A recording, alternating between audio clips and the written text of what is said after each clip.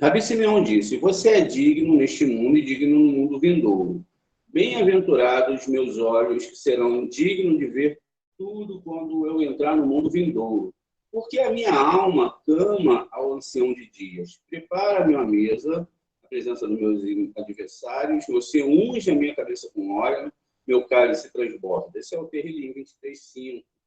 E o Santo Bendito seja disse a nosso respeito: abri as portas para que entre a nação justa, guardiã da fidelidade. Isso está em Isaías 16:2. Então, eles começaram a raciocinar sobre o versículo. E eles, quem é eles? Os raiotes tinham a mão de um homem debaixo de suas asas e seus quatro lados, eles tinham seu rosto e asas. Isso é o Ezequiel 1:8. Vamos dar uma olhada aqui. No Ezequiel 1:8, a gente vai perceber a metáfora de tudo isso. No Ezequiel 1:8, a gente tem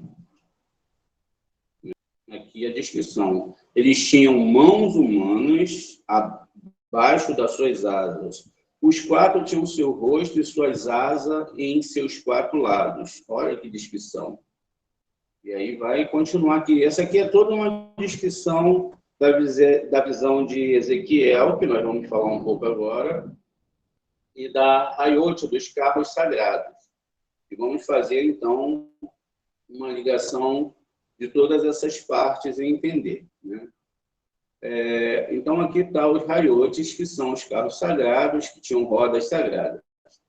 E aqui, lá nós lemos a descrição. Eles disseram, isso foi explicado pela companhia como se referindo a mão estendida para receber os penitentes que retornam a Deus.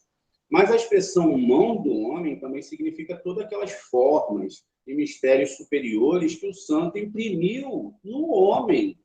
Veja, as mãos, elas significam aquelas formas e mistérios superiores que o santo imprimiu no homem e ordenou para fora e para dentro em seu dedo e na sua palma. A gente sabe que a palma está ligada à letra Kaf. A letra Kaf é uma letra dupla e ela representa o planeta Sol. Então, ela é a letra que vem depois do Yud e ela é uma das 7 letras duplas. E quando o santo criou um homem, ele colocou nele todas as imagens dos mistérios superiores do mundo superior e todas as imagens dos mistérios inferiores do mundo inferior. Todas elas são projetadas no homem, que permanece a imagem de Deus, porque se chama a criação da palma. Olha, vamos continuar aqui. E este é o mistério da letra Kaf. A letra Kaf está ligada ao Sol, que está ligado também a Sefirat Tiferet. E nela estão os conteúdos superiores, mistérios e símbolos. As 10 palavras também estão unidas nele, ou seja, as 10 palavras são a Seret Rádio Perote, que são os 10 mandamentos. Tudo está unido lá. 5 pertencem ao lado direito, 5 mandamentos pertencem ao lado direito e 5 ao esquerdo. Todas unidas nela como um único mistério, porque 5 mandamentos são para Jacob e 5 mandamentos são para Esav. Amarás a Hashem, seu Deus, acima de todas as coisas, é para Jacob, é o primeiro mandamento. Não desejarás a mulher do seu próximo, já é para Esav. Então, existem 5 mandamentos em relação a você e o mundo superior, e 5 mandamentos entre você e o seu próximo. Então, continua aqui.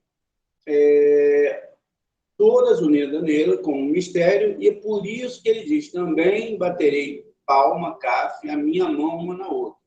Isso é Ezequiel 22:17. O que significa que ele vai bater, né, Kaf com Kaf. E significa que o Senhor fará as 2 mãos se dividirem para que a bênção se afaste do mundo e a glória de Israel será transmitida às nações. Mas quando eles estão unidos com um, e é como se diz, uma colher, Kaf, literalmente palma, de 10 ciclos de ouro, cheia de incenso, conforme está em Números 7,14. Então, quando está falando lá de uma colher cheia, vamos dar uma olhada aqui, em Números 7,14, está falando da letra Caf. É uma metáfora exatamente para a letra Caf. Aqui, uma concha de ouro de 10 ciclos. Então, você vê aqui como se escreve a letra Caf. Está vendo? Na verdade, Caf, Errat, Asherá, Zerrav, Meleá, Ketoret. Então, isso está falando do Ketoret, uma concha cheia de incenso, para fazer o Ketoret. Ketoret é o que nós fazemos todo dia, às 9 horas da manhã e às 15 horas da tarde, nas meditações de Ketoret, como vai ser ensinado para vocês. Então, a gente segue aqui, explicando e mostrando dentro da Torá o que realmente está sendo falado. Quando eles se uniram, Deus criou o homem à sua imagem. O homem estava na mente divina, né, no mistério interior. Deus o criou, macho e fêmea em um, a imagem de Deus, que é a palma, que a palma simboliza. Porque quando o homem foi criado, o que foi escrito sobre ele? Tu me vestiste de pele e carne, me teceste de ossos e nervos. É o que está sendo explicado lá. Aquela questão exatamente da criação do homem, que Deus vestiu ele de carne e nervos, ossos e nervos.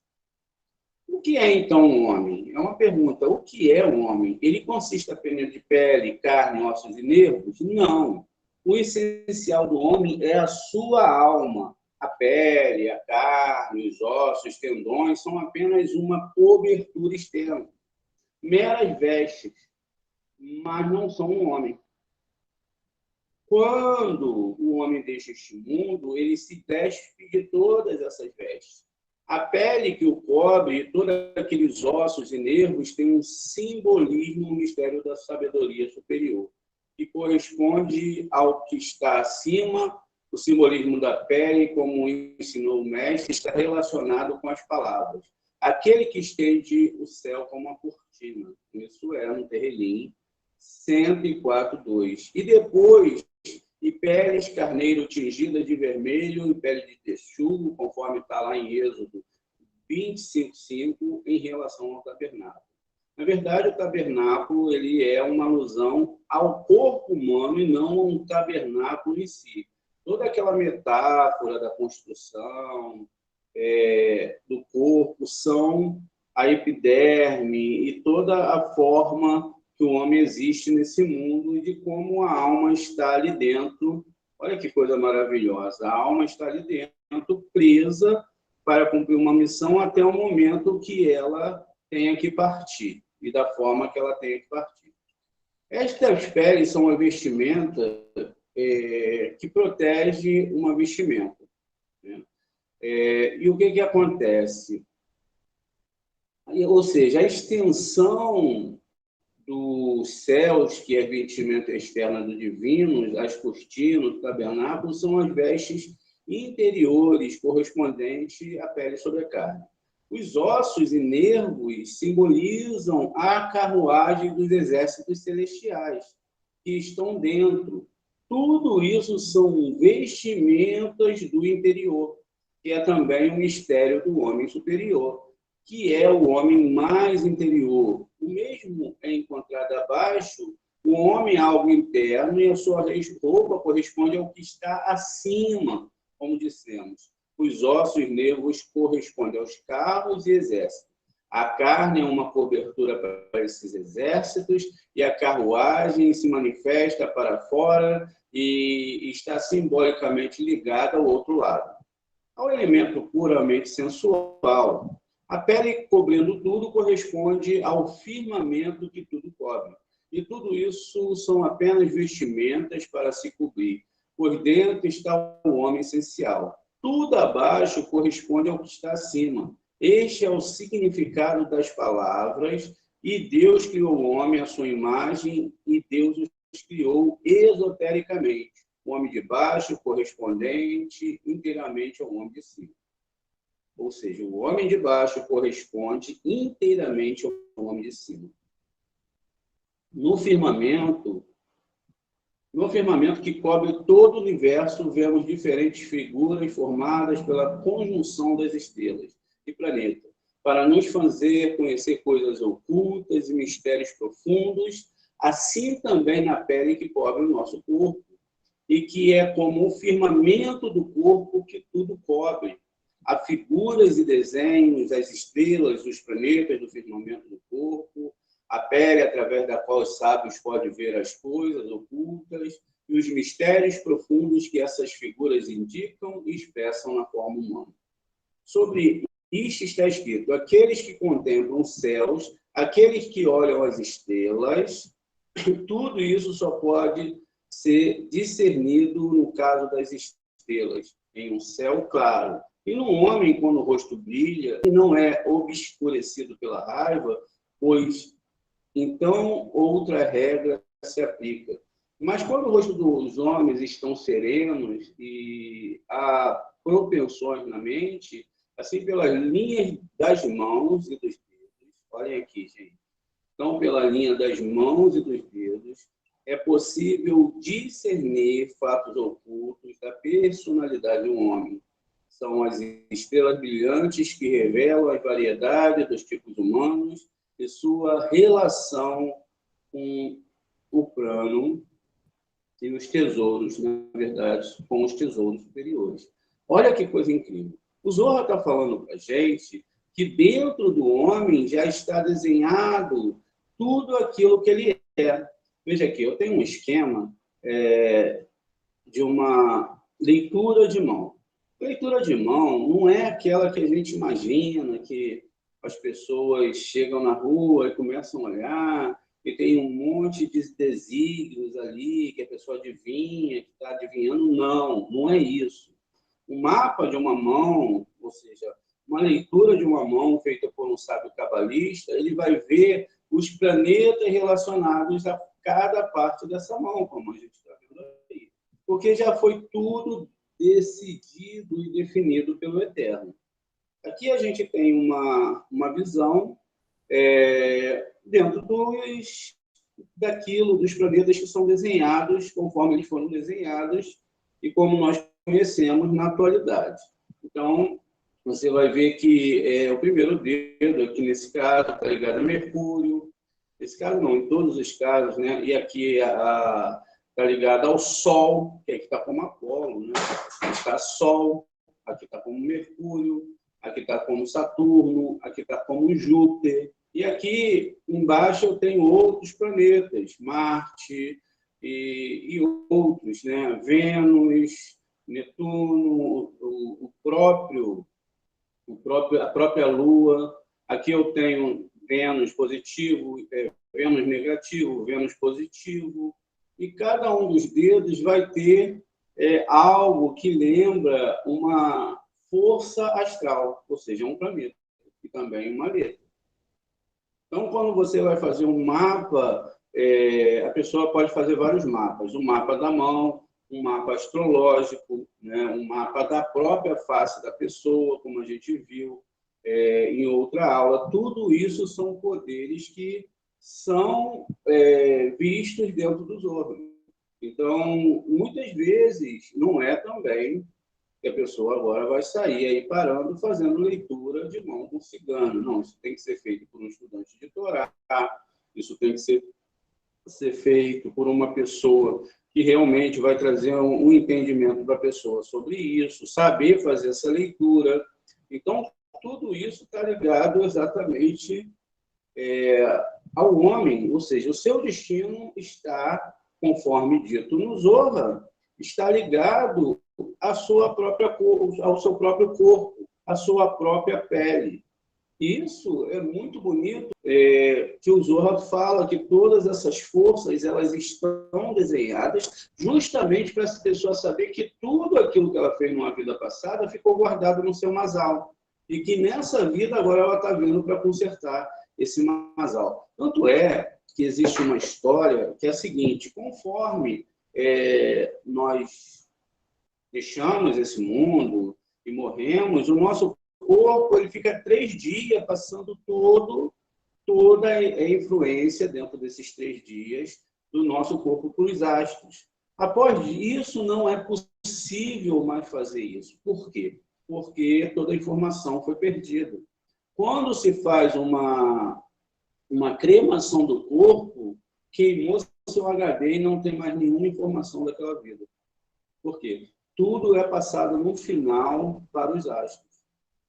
Então, isso é muito importante de se entender, isso tudo é muito importante de se observar, para a gente ver que as coisas vão muito além daquilo que as pessoas imaginam que é. Isso é linguagem do Zohar Kadosh, tá bom? Além disso, você fornecerá, literalmente, você verá tudo para as pessoas. Rabi Simeão disse, não diz você escolherá, mas você verá. Ou seja, por meio do dom da visão interna, das características que mencionamos, então, todos indicados neste versículo, verás, refere-se ao cabelo de todo o povo, na frente, por homens capazes, na cara, tementes a Deus, nos olhos, homens de verdade aos lábios, coletores de ganância em mãos, todos esses são sinais para reconhecer os homens. Veja como é que a Torá ela vai usando as metáforas, então você, por meio da visão interna, das características que mencionamos, não, então verás, refere-se ao cabelo de todo o povo, na frente, por homens capazes, na cara, temente a Deus nos olhos, e assim sucessivamente, como nós acabamos de citar. Então, tudo isso são metáforas para mostrar só a espiritualidade que existe na Torá e não a literalidade que as pessoas estão acostumadas a lidar. Muito bem. Então, diz ainda, sinais para quem sobre os quais o espírito de sabedoria pousar. E, no entanto, Moisés não precisava desses sinais, pois lemos, e Moisés escolheu os homens hábeis de todos os do Israel. Está lá em Êxodo 18, 25. Ele escolheu por inspiração da Shekhinah.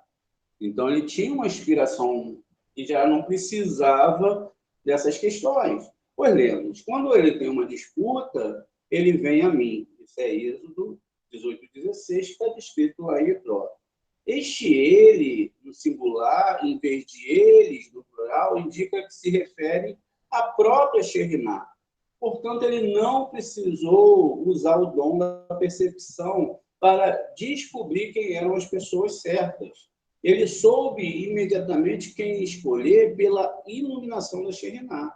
Da mesma forma, Salomão, em todos os processos judiciais que lhe foram apresentados, podia tomar suas decisões sem o auxílio de testemunhas, porque a Shekhinah estava presente em seu trono. E qualquer um que se aproximasse dele era tomado de medo e tremor. Uma figura invisível estava escondida no trono, e quando alguém fazia algum argumento falso, ele emitia um som pelo qual Salomão sabia imediatamente que a pessoa não estava dizendo a verdade. Mas o Messias discernirá as pessoas pelo cheiro, por causa dele é dito, e ele terá olhos aguçados no temor do Senhor, e ele não julgará de acordo com a visão dos seus olhos, nem se decidirá de acordo com a audição dos seus ouvidos. Isso é Isaías 11, 3. Esses 3 julgaram sem testemunhos e sem aviso. Todos os outros devem julgar de acordo com a lei e devem decidir de acordo com a palavra das testemunhas. Os sábios que são adeptos da ciência, da fisionomia, devem alertar os homens e prover cura para suas almas. Abençoados são eles neste mundo e abençoados são eles no mundo vindouro. Aquele que tem essa técnica, essa ciência de olhar as pessoas, eles conseguem definir, através de letras hebraicas, através de um olhar mais profundo, toda a questão que existe dentro daquela alma. Então, eles podem falar para a pessoa e aconselhar-os naquilo que eles devem fazer para consertar os seus ticulinhos e assim seguirem em frente. Shalom, até já.